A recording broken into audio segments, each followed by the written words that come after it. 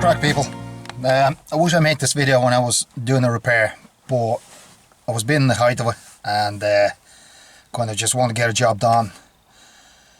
But after I got a job done, the results were like just unbelievable. So I said to myself, like, oh, I want to share this repair, so if somebody has the same problem, that I can benefit out of it, like, you know what I mean? Anyway, so first of all, the symptoms. It's a Ford Focus 2 2009 with nearly 200,000 kilometers. It's a 1.8 petrol flexi fuel engine, but I believe 1.6, 1.8 and 2 litre Duratec, they kind of the same engine, just different displacement. So the problem was the car wouldn't idle properly, and it was kind of hunting up and down, and it will cut out. Like when you come up to stop, when you're driving, you come up to stop, especially when the car is cold and under load. If you have like your demisters on or de-icing for your windscreen, especially the front one, like, you know, it takes lots of juice. So you'll be driving, next of all you come up to lights, the revs will drop and suddenly the car cuts out. So you start it up and you drive it again, and this just repeats. Now, I had this problem for since the car was about 3 years old, so about over 10 years, and kind of didn't bother me because what happens in the modern cars, whatever the problem starts, ECU will kind of compensate for that particular problem.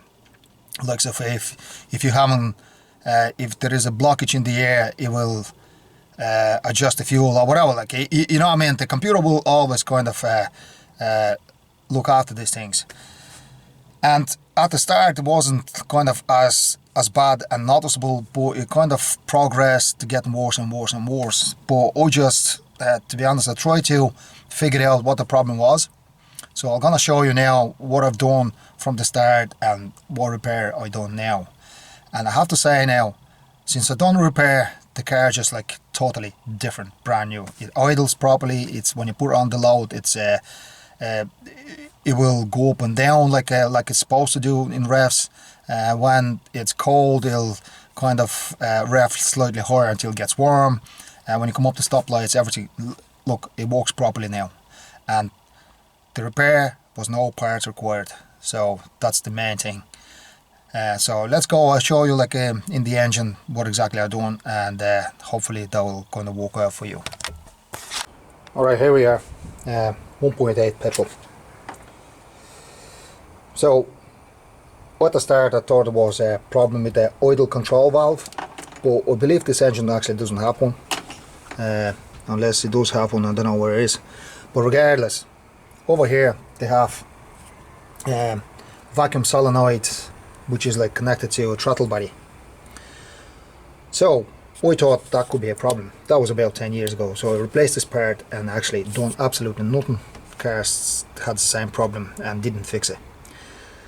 So eventually what I did, I tried to disconnect these pipes, which is they go to the manifold, intake manifold, and sucks up the vacuum. So when I disconnect one by one, actually I end up disconnect two of them, and that kind of did help, because the car started running a little bit richer, I think, and it would oil slightly better. So I left it like that for a good few years, and in the end, a couple of years later, like now, I back to square one.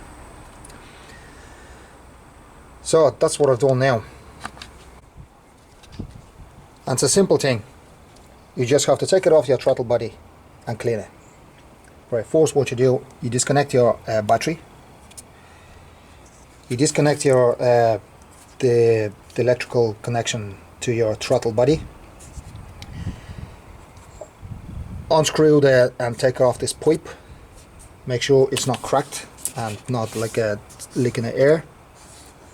And then there is a 4 bolts, 1, 2, there's a 3, and there's 1 4 underneath. and the throttle body will just come up. Now if you'll see on this side of the throttle body, it'd be absolutely clean and spotless, but when you take it off on the inside, it was absolutely manky black. It was built up with the soot and oil and stuff like that. So when you clean it, just make sure you flip the butterfly, hold it with one finger. Now it does kind of would be under pressure. Make sure you clean everything with the throttle cleaner or something like that, whatever, maybe petrol or whatever. Make sure you clean on the inside, clean the rim of the butterfly, and in the manifold just wipe everything with the cloth. Make sure you don't leave any debris there. Make sure it's all clean. Put it back in reverse, connect your electrical 4 bolts, back pipe in, then connect your battery. I plugged in all the pipes, and then what you do, then you go back into your car once all that done, battery connected, and what you want to do, you want to do kind of reset. So you turn your ignition on but don't start the car, and leave it on for about like what I read, between 40 and 50 seconds. Knock it back off, turn it back on, and do that 3 times. Every time you hold down for about 40 to 50 seconds.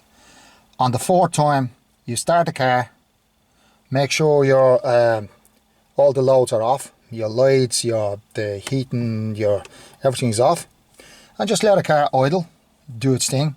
Let it warm up to like a proper temperature, so probably run the car for about 10-15 minutes, and that's about it. And you'll see the difference. It's actually amazing how much you clean that throttle body, and how the car drives much better performance. So what they say out there, like in the world, like they're saying like 1.6, 1.8 Duratec and 2-litre engines, they actually suffer with that particular problem. The throttle body gets dirty for whatever splash back from the intake manifold, and it should be cleaned every so often, maybe once a year, or maybe every service or whatever, like they say.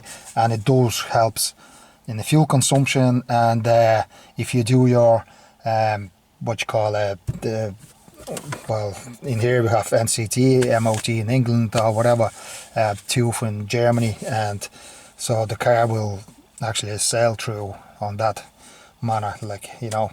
So anyway, I hope that does help to anyone that have idling problems with the 2009-10 Ford Focus. It could be Mondeo as well, I presume. It's a 1.6, 1.8 and 2-litre. I'm not sure now about 1.4, but all the petrol engines, like so yeah. So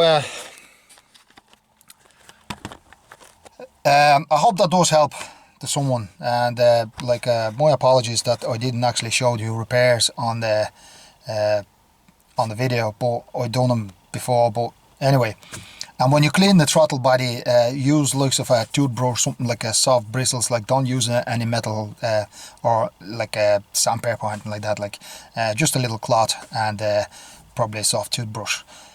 Plenty carb cleaner, and just spray it over and do it a few times until it goes clean. It will go clean. There's some stuff, if you left it, like mine was left for like over 10 years, and it just like it's caked on like this oil parts, like you know, like you get inside the engine, like, you know what I mean, when you don't do regular services.